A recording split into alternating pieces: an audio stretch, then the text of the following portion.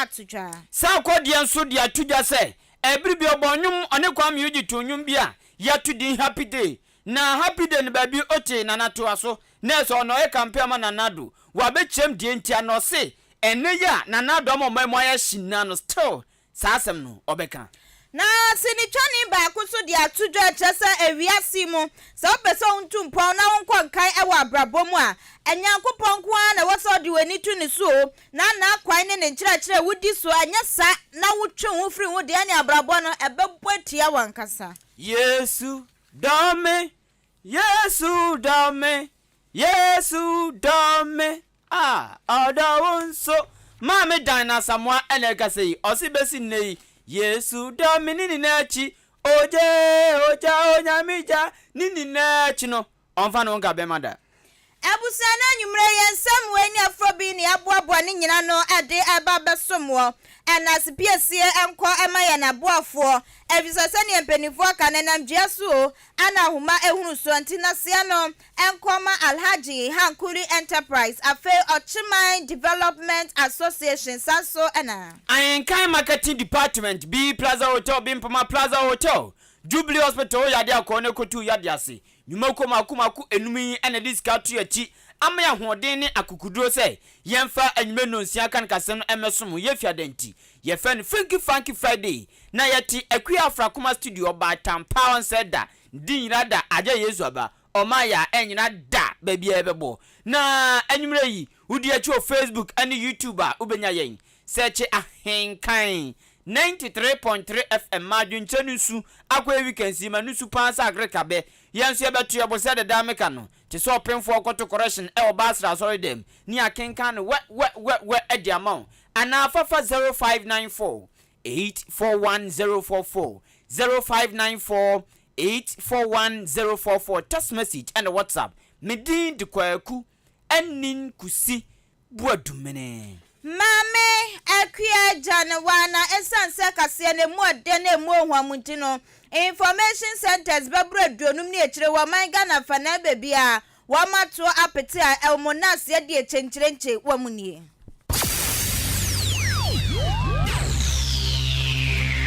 Ahenkan 93.3 FM Ahenkan Kasiebo ye bomua ya jibebia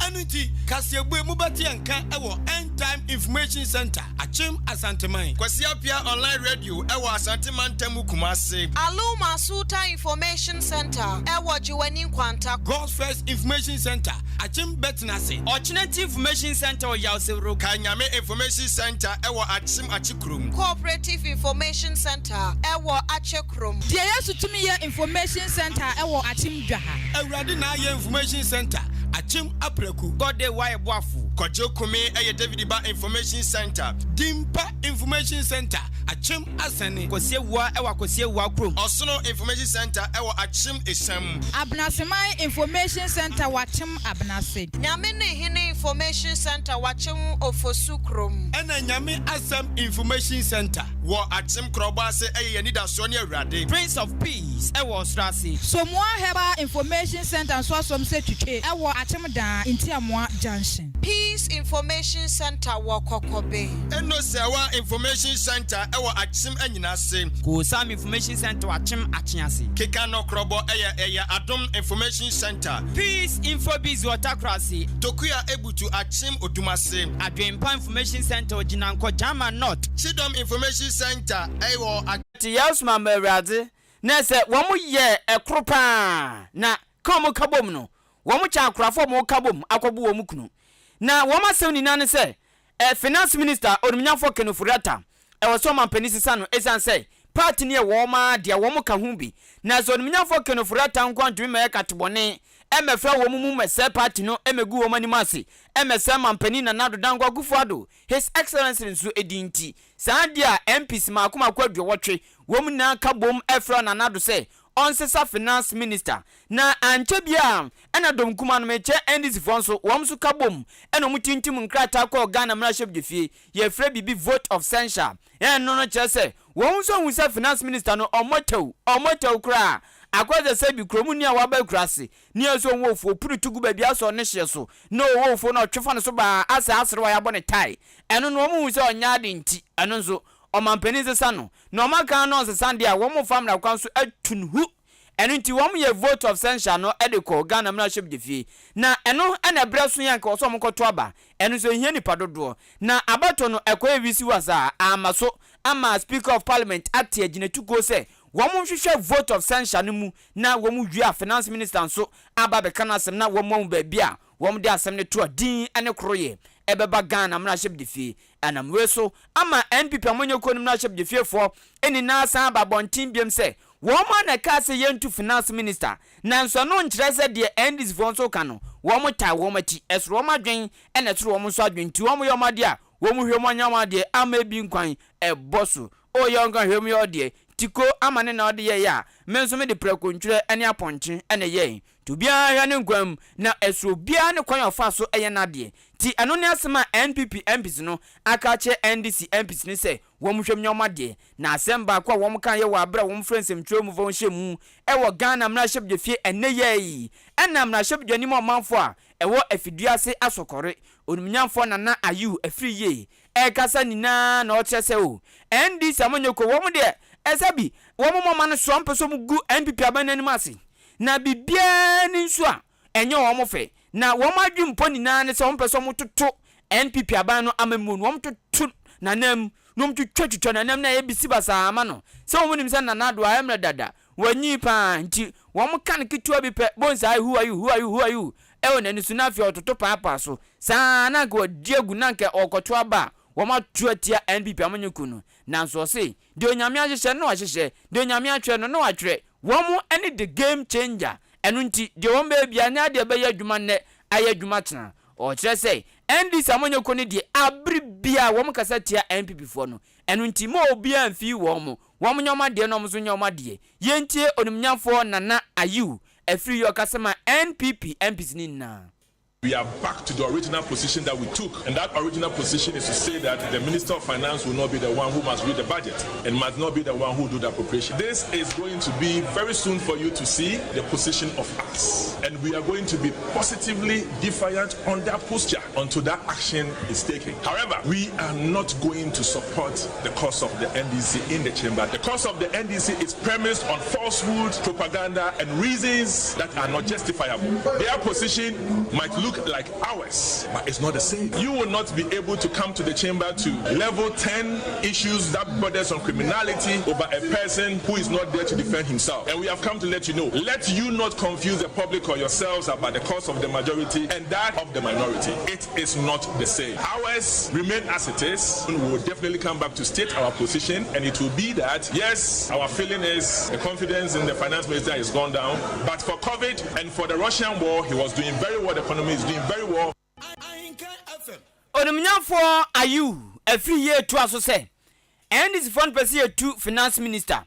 one more vote of censure so ana one more NPP dom kuma no so ayi dom kase no membership de fie for so efre say yentu finance minister and esro one so ekwan a one de fa so na no no che say we ni na no nche say one person obeko o si besi nani na one sre aban yo mampani na na dodankwa kufa dutua no say finance minister odumnyafo Ken Ofuriata won sesa no na emma edimpa emra NPP amonyoku no mu na ma animunyam so emram se de bia wo mkwaji dimbone na sabi enipa na yebi na nkoyinfo so ka say be ma be edu ameni na ntiwai kakra nko na de obetumi so ato aso no mra meto aso odumnyafo ayi afri ye to aso say de wo mu ye say yempam finance minister no enye se obi ankasa na epe no ho ape bibi potinye afrim anase bia dream de bi akoso nti ene wo mo frese yempam Ken Ofuriata anase wo mo pe bibi fusronku bia dabi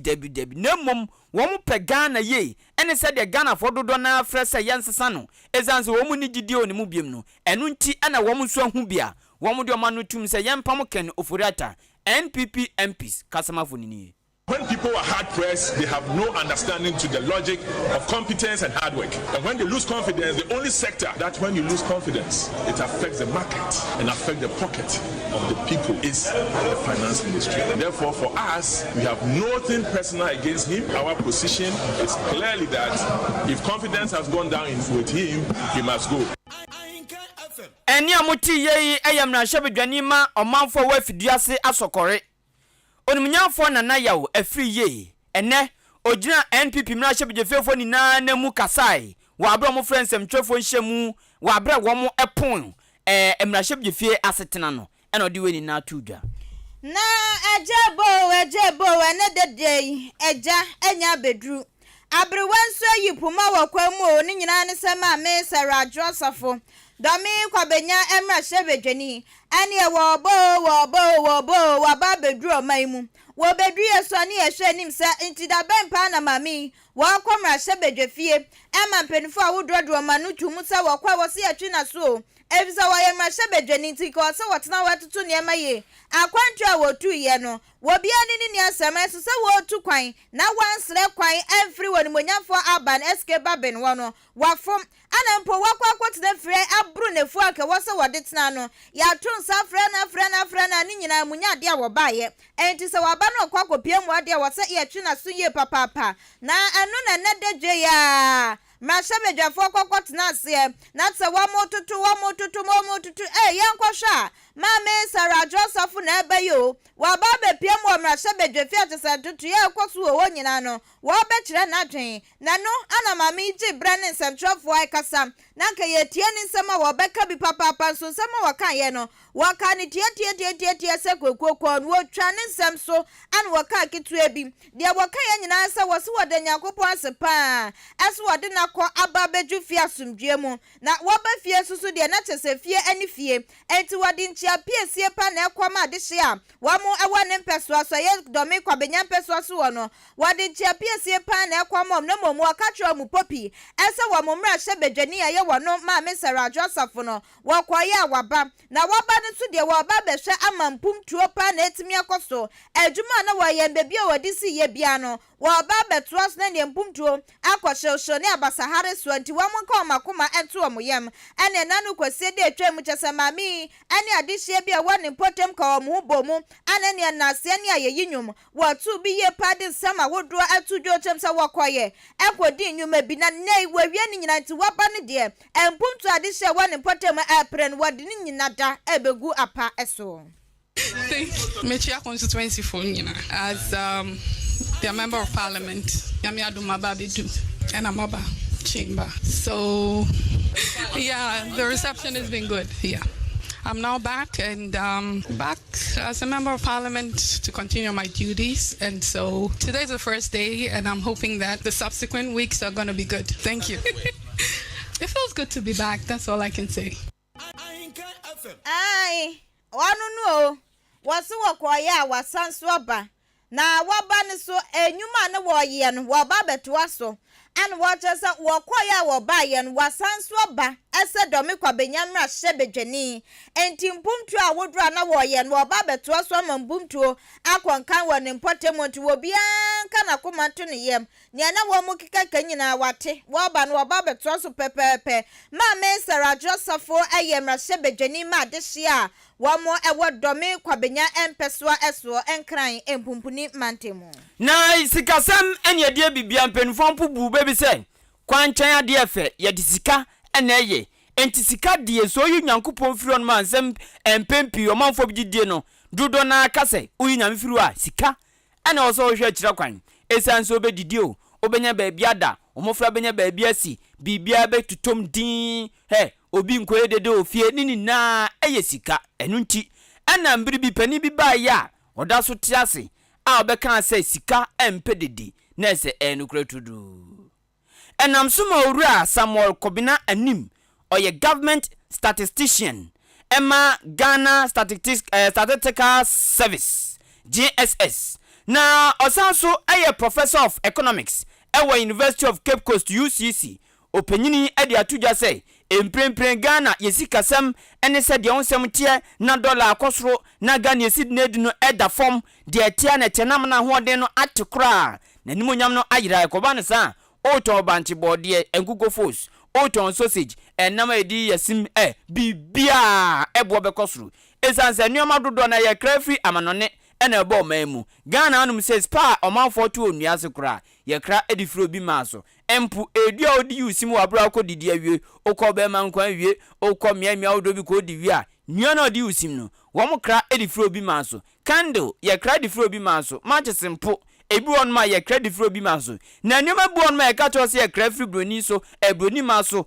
ene ebe o man konkrun ga ne ma obeta wanum ti se de wate asem wanwa wanwa na nya wanwa nyankopan dum ye nua ne nneoma odo bebre na so besi nne o man twifa no bo pa na no panyini kire se de nneoma sie keka kono ye mprempren ahoden a ye de tu nneoma m ewo man mu no ehura kogira wo mchichemu aduanan akiripo enan 40.4% akwakwa hura gina sa no se de nneoma sie keka kono wo mototo nneoma na se ye totu nneoma bi ya ye sidi no ebe boa ama nneoma bo bi atia bafom se ankoba ne sanso ehu pa owura oye obenfo a oba sikasem o yad pa odi ne djuma ewo University of Cape Coast echeche nsemu echensem drefo. Relative to last month that we saw about 90% of these items recording an increase. This time around for October 2022, it's only one item that did not see an increase. What that means is that all 306 items saw an increase. So there are two things. One is whether increases are happening, and from the data clearly increases are happening. And the second one is the extent of the increases and the impact on the consumer price index given the weight. So 306 items are increasing, but out of these 306 items, we try to look at the top 20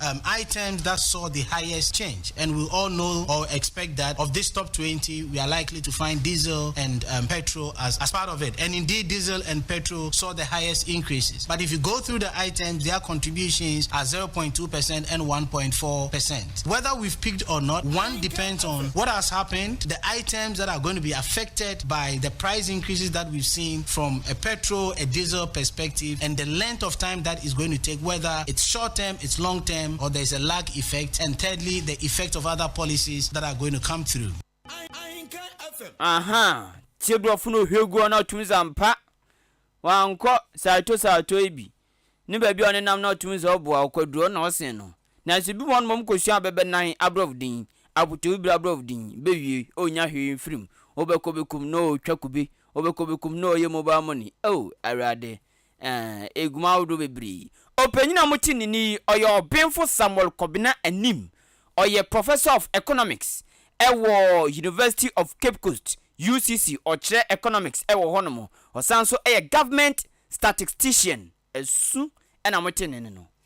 Abusia yatwa ensem no aso na achim aproku kura ewo denchembo empeswa eso epoye mantem adehye wogwo ensem bia todwa wo mu chem sa wo kwaduo wotan na wayi de mrika we ba ne mrika dia wo betu eja papa pantini wo mu kanyina ene sa bayi wo mu bona baso ye papa ene a contractor for wo mu bo ma baso na ne tie nei wo bo abaso nyina ne se wo so ba bepie mu ewo okumani di kwa kosi apraku a wo mu kwan ye wo ho ne kure ekwan ne na tete apansam ye papa ne se wo mu na mo haw ne atiti mu ana tesa ban hwe ye adema contractor ni se wo mre na wo mesiesie ekwan na wo chem se o contractor ni ne ba ye no wabon hu modi ye pa na chese na adwuma ne ekoso wo ma hu ne ye ne woja ye enti wo mo sra aban se ne manimi ya se ne wo contractor ni no wo mo ne twetwe nkoma na wo chem se sikasam ene ne sika bi akodi aban won to hwa ne won fama ne se ne saka sika ne dia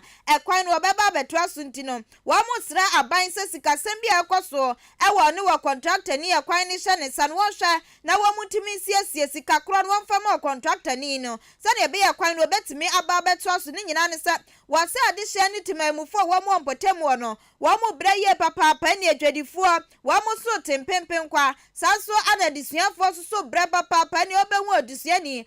Jordan patututu na ne ho se ne aye ni nyina da ye kwan no afa akuafo wo mo mpotemu so no wo mo braye pa wo mbekọ akodo timfifrafe ebe wiase a wose no ban ne ka wo mo di kwadwem kokoton na wo mo nya ho mfaso na akokoye bibia wo ni nyina da ani se ekwan ne nyenti wo mo tsira ban se ne manimi a won hwe na wontimi meye omomwa ebra wo mo ene ahenkan kase atwetwe nkomo ene ya ana wodi atudwa wo chem so bepie mu opotemu a ene ekwan ne de ha dwem papa e wo kire kwampo se ekura ene wo hia dokoro no ekwan a wo hia do kro no pam eye kwan a free apreku ade ko breku ni nyinata ha dwenti wo mu sra se wo contractor ni wo mra meye wo ba soso a aban hwe ne wontimi ya ne mu asika bi ehia no wo mra meye se ne be akro no ebetu empon yes rek contractor no ne aban se ye panecho ye hu se wo ekwan no so wo ye aduma no nanso fi apreku ko breku no de asai kura nti wo ma ne tenten mai ye ntimi nkwa asori ye fa moto kura na no ye de me ko bo nsum se kpu nti yes re aban ye ne contractor no ise fi apreku ko pem breku no wo ma ye ne ntema ne ye panecho ka chen contractor no se o ma ye kwan pass information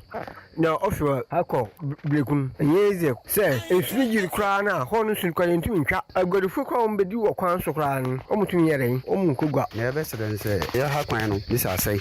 ye rekoto yen contract ye fa abanyani awuguso a yetu ana mo akokofodua road engineer o hwe the whole eastern region ha no ma wa ba obeja atuma omuguso mo ye but isi ya yebe sense enkoso wa eman yebe serese omunkoso no mo ye ntenta because isi ya nso yiri a ese ama aguadifo no ntimi nko sisikase mbi so na nko ye onko aban no na aban no mwa sisikase bi nko ye na contract no sanka ne sika no ntimi ye kwan ne de mpanifo atu ana mo ne asam no man tito no yakota pm yehu se contractor no so abakwan so oye na mum ya de srede an se aban mum penfu DC na PM no mwa na sikasem no nkoyi na onye kwan man abusianti anu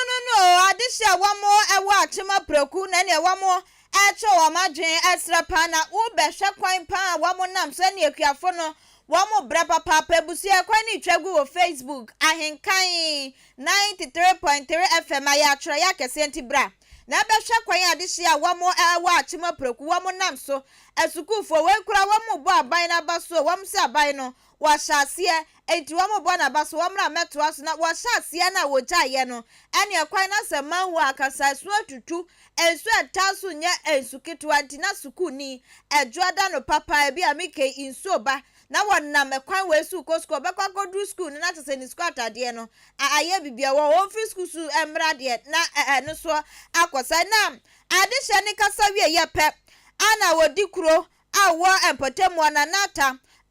ejina eye nananemu anata wadin sama wudro pina atudwa no wachem se wada wa contractor ni na se papa na momwa sanada ese sikasam ma kwan na top ni wankwa aban wo na wankwa goji sikasam no ni aban ka sikasam ma bibia to na kwemu na ne nsanka sika no mra meya kwan ne tentem service wa mu breye papa ha ni atete de wa mu nambi mu wa mu kasa wa mu ka manu atumu a anya de betimi aboa enti wa mu sra contractor ni no ase wonu kwa no betimi akwaji sika ni nti wonkwa na wonkwaji sika na tutu ne maye na wa mu so ento wa mu na anwachi na wachem sa assembly member wonu kro ya Associate presiding member ewo denchembo peswaso woni monyamfo Kennedy Asante wo bonu ho emodi ye papa panti wo besra no esa ni aka no wo hwe na wo munya ne tabe fisa kwan ne de wo se hu hia wo potemo papa kwan no ehia wo mofisa no no wo didi djuma enti se kwan ne da wo cha wo musu wo mu adjuma esai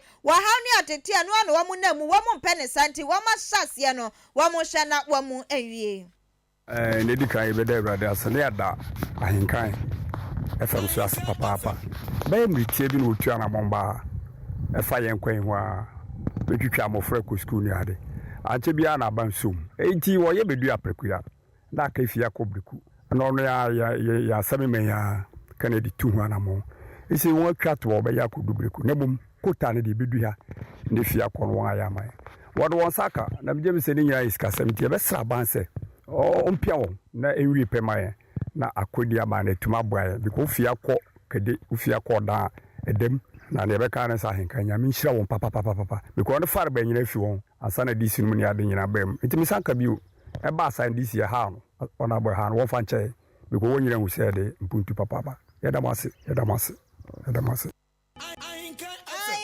Ahenkan FM ya so ya ya samba ya boya homodem papa abusiani aye krontin hina wojina nana anai mwana se wojina wodikro awowo denchembo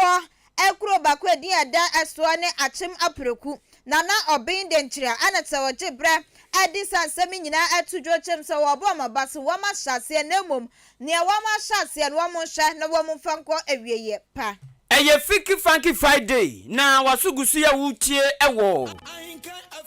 wati wasum na eba betiasi anigidie nsem Ghana nyumtuni baako ono no ne de ne rap de o di diagro o de be dress sisi a sakode na sakode kan asem bi mri bi ye campaign mananado eno na ahoche bremu ya nanado mu ya akofa beyi ena ekobisa ne se na de o ye campaign mani eni brain baby ogina o se ane na wachirem anse na de sakode nsem ne beba ene de eke kan no Jubilee Hospital yade akoho sanse ayadefo ni na afie no yade no se de ti bi omunya bre ne adaje ne don emma no omu ofidiom de hwe yade fefe ya se ofefe funani ase hunsamba wom de fefe pa cause onya daje papa aboa tatara so a on papa ni mu a ohun ne nso no eno ntom wo bre pa ma yade ti yade nse de ti bia ena nipa ne nso a eye adwuma wo no no anes for na doctor for no awurade okomo ti adwuma na se pa nim se nipa adwuma den na so mo yemane fofofo ko so mo no kasa fefefa kono so enti eya Jubilee Hospital de ma me ne papa enuano ma ne mema o yade akọ na eye private hospital enti wo mo ye seriousness no wo soro na onye serious ban de obeku na bi reaching up to totita no miamiafo ne mo rese de tie nie da bi mu de onku bi seriousness no e wo soro pan sanso mo ginipa enkwa me patro nti akọ no mo lab test bia e be yam pharmacy wo dro bia beje oba wa fafruko yi so obewo amabofo nanyi wo mbe hwe atenete no sanso e na ultrascan wo mu etwa ebi wo no mo e na eye problem bia yetu ase esechi yade ene mo jabro so wato odi canteen e wo Jubilee Hospital nti opa nipa ne boma anadwokra afa ne ko kon mo obenya duane ene nyoma odro bia to e di ama no insurance ye dwuma mo sampa aban no aboa papa ufra achima boabo kwa achim dam ye frɛ baabi amantra nsamso ɛhɔ no mo a ne nsani mfa so ɛna obehu Jubilee Hospital 0244 575799 0244 575799 ana 0241 784645 0241 784645 B Plaza Hotel mebajo se odi owo board tan ni mpotem ebi odi artist bi na eba o ware odi awo finkran ba kuma se takra de borga ho ana ebia eyie na adofo bejaw ana ebia bedintuo na adofo bejaw o pon ho na adofo bejaw dwumadie bia odi owo be free odan ne monten so abodan no eya fa ne ko B Plaza Hotel die ntanse enimguase wo ye se mfato kaniba abanzo nda ho emakraman enkanipa pa se sika beda ho amanipa ni maguase de dabi enu ntimi pa cho eya wo yade ye me ho nte na dimpa eyese ahunya dimpa eyese ahunya pepenti obi bonso wa yade tatantan ene se wa yade ama ebe wiase ne ye bodin boni obabi nti ade de o ya na wa me ho ate enu nti awo so de osomo mo a somo mo akono so na okwo abodimpa enu ti so de owo bi aboard dan be di program bi abe program bi a eya afa ne ko B Plaza Hotel in case say ope hotel bi akoda eho ene the right standard correct place a ode ne kwa nani beje pa no abodimpa die ntian say edan a wo beje bia no home appliances bia bi wom ena de eden say edan bia nso ejade ebata ho enu nti say bia wa obenu awaduane ana obama wo ma no aduane ama wo mu ni problem ti abrofu na tumi ba cause broni bon mo ye na aduane a se de tie petre ye ntumi nye dabi ni ama kitchen ne nyama wa ye wade na na wosin no de den so biem ne se mu ye dwumakob mu pe ba bi aye nhyiamu a efa nipa makoma aduasa B Plaza Hotel wo bi air conditioner ho obi ntum asem na makoye ne gentle ehon mu na bibia abo ededa fom baby oba park o cars no problem bambonsem ejina ne naso eno nti uni problem kra hwehwe kira kwan achomodan MTT di kwan so 0249 855 396 0249 855 396 and 0243 118500 0243 118500 also kania fasi kania duaso na nhyen adasani na me patro emfa nhempeduase oyesa utrimodin me patro ye businessman nyame ato nsem ebia wa bie store dwudwu ba bi ade a woton no ugidi pa se wo bon de ru na nipa te a wo be bua nipa atu nipa yadwase ana wo be ye na koma so ade ama no enu ntimi patro be kan radio so na nipa ne ntino no ndidwa se de bia wo be bua nipa no na no so aboa wo na so aboa ye ne so aboa ti sa na abrabo ne te wa so re usika so wotom ebi obi wachi a onyan emobe 8 na abedu no akwakoje pa ti sa na abrabo ne te timi patro ankrankрафo companies ade bia mpesa mo kan from mani papempem te no momfamra ahenkan 93.3 FM me patro free marketing manager ewo 0244 290093 0244 290093 kai say ye marketing manager no me so wadaje ene abotre te se obatan a oche brunya emo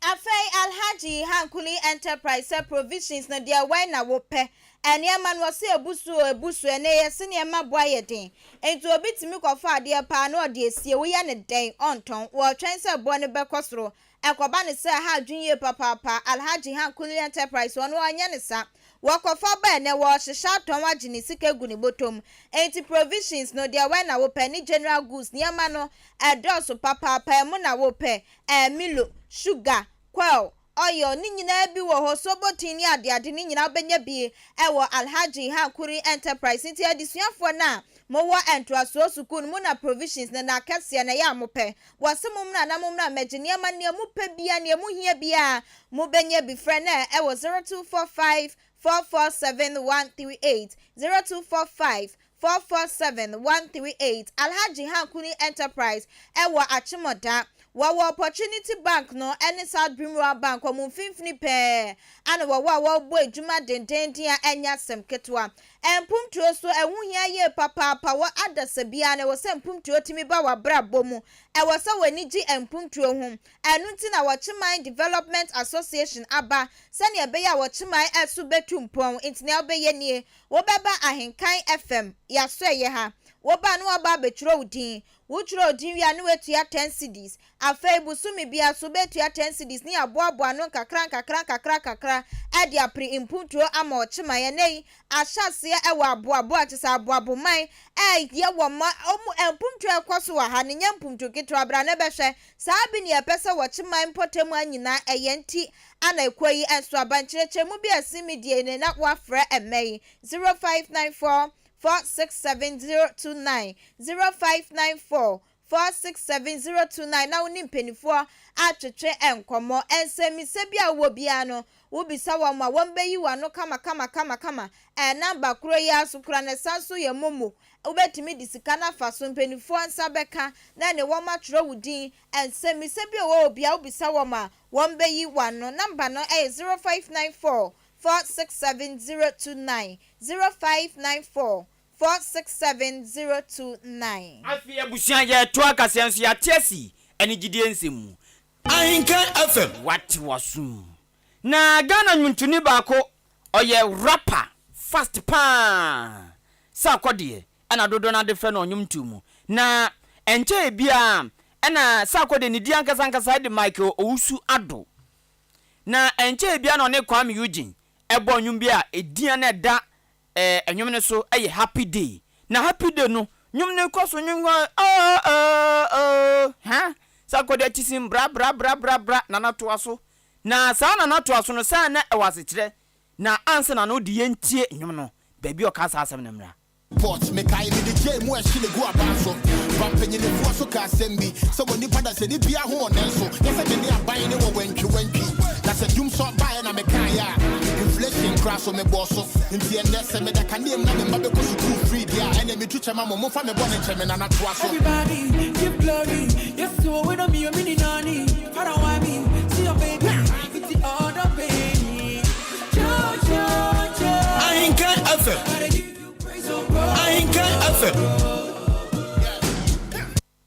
aha ti anyum no baby asako de kan no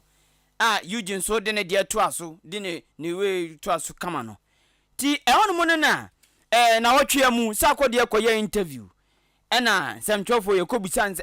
na nado anche be 2021 ena okoka say nana ntoa so esan say waye say kane na aban bi woso na dum so tete mo ene waba ne mofra ko school free anyway yesay mubunso free light free nti we de nana ntoa so na say ye nana dua na mo mai din ya petrol he bebia ne nam dollar he bebia ne nam ene ma boa ye din ti sa akode yi wo ye nim so anya manyo ni nti ko ba ne se na akọ campaign man no na o ye campaign man no na wa beba semu no eno so de na wo kafa na sa akode so ono di okan no oda so gina na se nana toa so no obeda so aka esan say na ni nuanom ne na busuanfo bi ha no ana kune yo rapaholic de ogana sa kodie me baba kope me wafa ba kope me bra ba kope bajo school fees no wa tua school fee tua na so na difference just buy na so ma dweno ensuo mbu ni free eboa no light mu dem free eboa no nti o se on de obekoso edi ne ho adanse nti ogina Masses, inflation are doing so. Who told me to do it? You might think you're doing a good thing trying to get me to do it. You're actually interfering in creative field. Because now when I do it, I told you, I don't do stuff sitting down and thinking, oh, Ghanaian said I should talk about the economy. That would not be authentic. I'll say stuff that I don't mean. It has to happen organically. That's what happened with it. And it's still relevant at this point. Whatever I said, the inflation hasn't changed. We have political years and regular years. And the political years dominates the country. What I said, I say he should trust. So I still stand by it because I think I benefited from free education directly. And I have the right to say I endorse that because this is directly. My mom, I have these girls who have been supporting her. First, I'm not saying it's much, but just the fact that you're not even hearing that. And I was specific about what I was endorsing. Of course, I knew the line, meaning said, yeah, but that's what I stand by, and I still stand by it. Of course, the country is worse. You are in a serious crisis. Go for bread, papa. I say, I'm saying, go for bread, or my din. Nanso, a fan be say free as a chassin, the eka count or cassanana, and until an antosun de, Obeko Swaka, and no kind before 2020 election msanyum no eba out sabreno begini din pa Michael Onsuadu adodo na fa ne sakode anyumtuni rapper ena motenene no na wanu akasa wie dia na shatawale su na ekasa na no meme de twemu ene hogbochocho ekoso wa framante manwura wa mafasha wa mu fani agrokra na tse wa motu nsafre papa yi shatawale se wa mra na ka wa meboa se ne be ya eni je hu sensen be si pinso ekwa wi ase no shatawale wanko ani adihye dwala ye papa ye nwanum frafo e wo mu dugu ni so nsam de wo mu ka bi pa na shatawale di abetudwa wadi mu kyerɛkyerɛ mu nina tudwa ne enti a ogbechocho no entimi akɔ no chemu se organizers wo mu di program ne hyehyɛ so atutu niema hwɛ senka bibia be konkwan wo se wo memu no ne enti a wo memu ni ne wo se asa no wo mu be kwakura ne sika wo ka se wo gi wo mu no aye $200,000 ewie ye wo mu so mu ni bi ne wo mu aye 200,000 cedis no se anya hwe wo beje no ababo amadwumedie na koso wo asa ko no wo mu ka chen so wo se wo timi aye interview awon kran pumpuni mantem na ne wo mu obi ehu sa wo ba hogbechocho ni biye wo se no so wo ye waye wie pe no wakatro mo sa interview na waye wan kran pumpuni mantem no anya de a wo ba bedu anworo ho a wo kwakoye bie wansa ba no wane nananum ni nchia bie anya nananum na etu nsafre no wo ba beju o meni no wakwante anya fe no wo beba ana wo kwa ha akoye interview ana wo kwa akoye se wo se aha wo mpe no wakaya ma omu jitu mu afa wo mo boabo mo anu kokodu o wie ya wo mo so wankwankoye interview no se na se asemi me ne mo akadada sika me de mode ma me kura nso mo sanse me koye interview nkwa wo se no de wanye ma grofo pa la ye pa fe wote wa beti na sum wa de na ebe ya wa mo sa bosifo wa mo ba be ye den ya wo se wa mo ba be che no se hwan ate wa ye den I say interview no wankwa bi no se asemi me ne mo akadada ye buki bibia 20 ye ba ha ada na mo beda ne nsem no ntinya de a wo kọ wo se no kura ne nam so wo mamu ntibu a wo mamu no no anu ntina ne nka wo se wo ye no wankwankoye. It's like doing good, for the motherland, and it's patriotic, and I like patriotic people. So I said, to promote the Hogbe Chocho. I go to the interview, we finish everything. I just come on. I say, what are the talk? If they follow them and they understand. Mama, I try to make money. That's what I try to teach most of you. I go to the interview, just get ready to go to Hogbe Chocho and go have fun. Saturday morning, we make ready, me and my team, and just, do whatever we do best. Don't be serious. I beg, when we go, no interview, no, we they go greet chief and things, because I get show evening, I go tired. Oh, go greet. The Ebony people, they only contracted me to come and do a show, performance. Again, I go sing that song for you people. I go interview you people, won't make I do them for Accra. The money we I won't save, I no get. But because of respect, through a godfather, sometimes you put the door and make this music thing they look like I chose the wrong profession. But I know I didn't choose the wrong profession though. I chose the right profession for people that want to listen to me and get motivated. Abusiani aya shatawale wasiane moya manako ese juma waya kran wan fa juma pa so ande onim se juma papa no fa wo mo mpese wo mutie no mutie ne futuo ne de wo kasa wo mutie wo mo mpene so no kasa no wo matwe na no awofom enti wonu de sika no wo penti de sika bebre no wo fa ni agro na gospel musician baako evangelist Dinah Asamoah waye sempeka ni pen na mami chese onu fiti say ye wo ne ba chas vasas su besi mprempren se de ne bobre akodu ni se de nimfia akodu a wanyi obi maame no oso onfa no nka be ma danti mo cha na oti watum oye virgin onfa no nka be ma da na mami Dinah Asamoah kase na oche say ono oye romantic pound na ni romantics no ye no oye emma kronkron Holy Spirit oso Holy Spirit no atahwe ni dum don't de bibia ne mpaso Holy Spirit okujare Holy Spirit odidi Holy Spirit bibia Holy Spirit ono ano ne bibia nipa pa say nipa home nipa ogu ahome nipa nyame abono oni bi nhia wo mpamu da eno nti o ka azisudia mo bia tenwase ozo se nkofo kan mame we obo ye bi na no mpese be kan no see you on de no no wasan kasusu dia ne se onne be menhia mpamu da na o se onye na adwen so da so oba betwempena ana obeware emprimprin amwa na ya na kekasa aya keka obu o ni sunu no pra sa no abia dem emi David asini na David se awrade asem emi de sene wo ne wo chemu wo dodom nya na no ha dodom ade emi de wo wiase nyame ase ne won konkron abia dem emi David asini na David se awrade asem emi de sene wo ne wo chemu wo dodom nya na no ha dodom ade emi de wo wiase nyame ase ni amuti ye Ghana nyumtuni gospel famu evangelist Dinah Asamoah na sinichani ba kwa wanu so agidim ye papa pani aba na sresema wo ho chese bebi adim ni betu bia obo no modern na senkura wa hyase enso chese ball bo wadi ni ho awura mu bia ne ball no won fa ni agro kra wo gina so na wo bo a enya sem ketwa wo chese ball no nimbo ye papa aye kwadwo enkansa lewen wanu kro ya sanso ye penipa na proprietor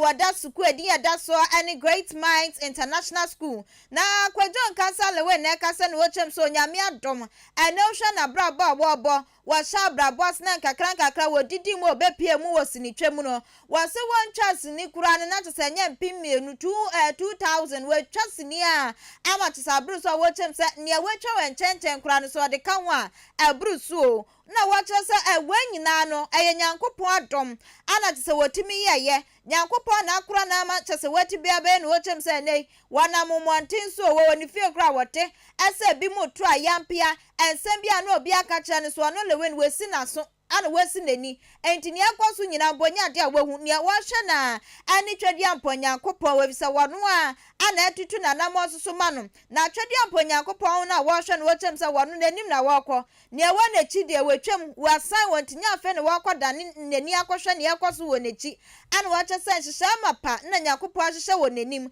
entini wa nanim ne hia ne entini Ghana fo bi ka de wa fa ni agro no wochem se wano na dwuma so anya gudie adu adwuma wo bɔ no ho modin ye papa adwuma wo se wo ye no wotimi hwe ye ni nyina bisa no na ne edi sika enso ebre no ema wodi bi hwe na ebusu antine adwuma no woni kitwa wom na woni kese wom adwuma ne ba wo besom no waye ne kwan bia ebekoso ana wa che se adwuma no wo ye ne to de bia ebekosoro to de bi so a ebeba fom se kwata so ne nyina mu no nyankopon ne so ne mu ntine wo se wo ye bia no wo ye na watimi aboama na adwuma no akọ enkan de meka nya ne se onyame ana mehwe nanim ana mefrɛ mani besima so ana mato atechem ana bi front mago timi ho ayi pato dinti am me atechem nti nsu oto a me nan sori mfi atechem sa na bi front mago me hu nya afi atantantan ame wani ngwasem ti nipa se me dia me mfa ho hwe onyame a wo de nhire ma me na me ne gi ho na me so me ye ho adwuma se ne be ya onyame so ani be so wakoso ama ho de ne nkwatenten de me ye me hwe nipa me hwe machi me hwe manim ko me ko fa ne o manim no ye o machi de ma san ho dada ti do kama sem do oguma bam ni nyina anya masem esanse onyame ne de maame one de meko eko 2000 o mo na peja ntina ahwede baabi de baabi anwuno to we de na na de anwuno ba o si esom o mu se kan yesi sini na akofom yen ka se bia skills ana YouTube ana akofom me yatis bia emfa se me nipa bia sure nipa 2 million gu ase no se meto no wana wa meto de me kwa nipa ne trepe no mu no sa wana me na no na me no e be nipa tre won na tena kudi ho adanse me he bibia ai baby ani pampempem wano wabeye ne kwan so baby ani pa kakra bi so anse nipa miensa kra wabeye pepepe na nipa miensa na kwa kodi hu adanse busani ayekwadwo enkansa lewen ye ko wie ewo Ghana sinitwani ba kunso odi sinitwa achi achepa ti wa chewo papa no watwa sini ache me pacho wo onim no nane bomodia di achi ewo Facebook live ono di okuta no dudo na nim ni di no nanso unya hu ne picture mse papa we ne sini afepa o twase ne a awrado be yada ne di ade Fred ni amogi owura Fred ni amogi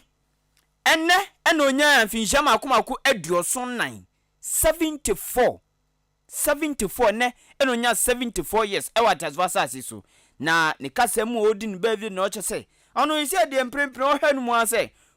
nyumeku ankese ankwankwa nyumeku bonse on ma ya fa ebi akim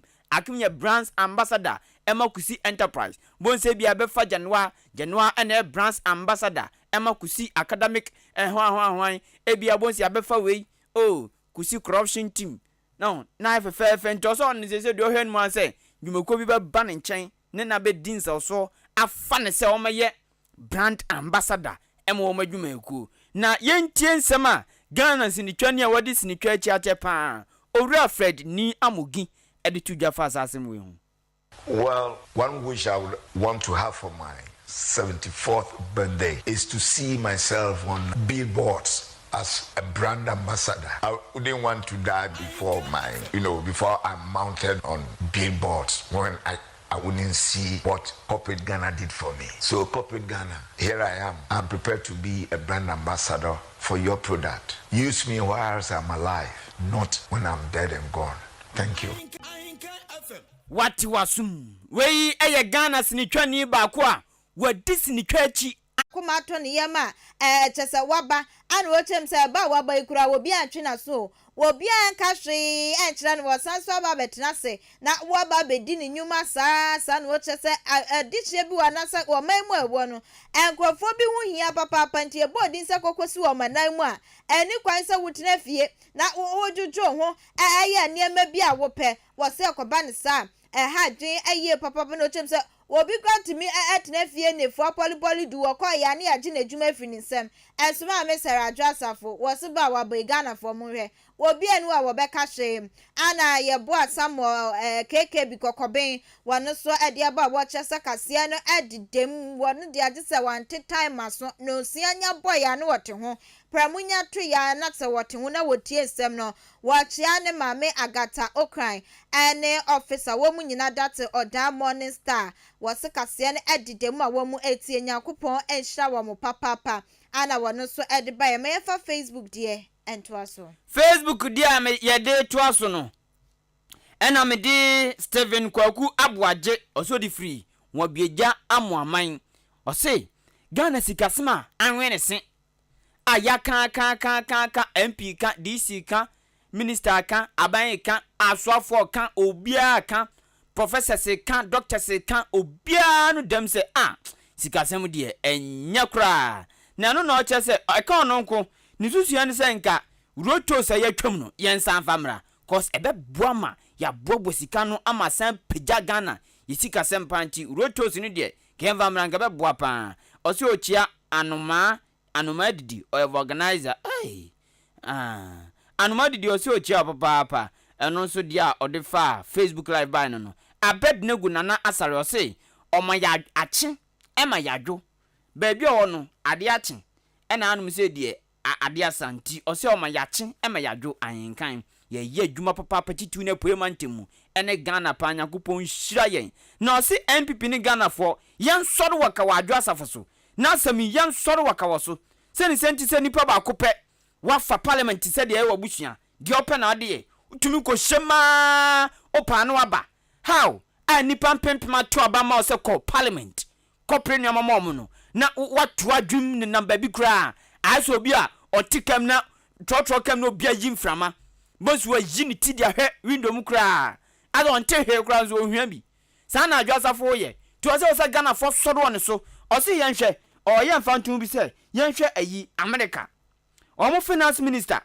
o ye rofu dinse hunu bia 3 weeks wo mu jini firi ono mo omo sake ne kra tade ntina Ghana why I am Kwame Bediako streaming live at Australia esu o se Australia no wo then Sydney tray o chia ne maame ene nabusuafo ni na wo achim dwenase o se o chia wo mu na nti Abednego ye dase waso wo maso bete enkrai ye fro Dora ma Dora obete wate wasum ma Dora epamade ewo achimase ne Bangalore mama anwume majo embomboko de me chia papa otia Ahenkan fem papa ti Madam Dora na ma Dora opamade ewase ne Bangalore anwume majo ye ko weekends bibi ho ana yenko osi yenko hwini wono mo ena busua ye ko de a ye producer anwume eye Kwabena Akim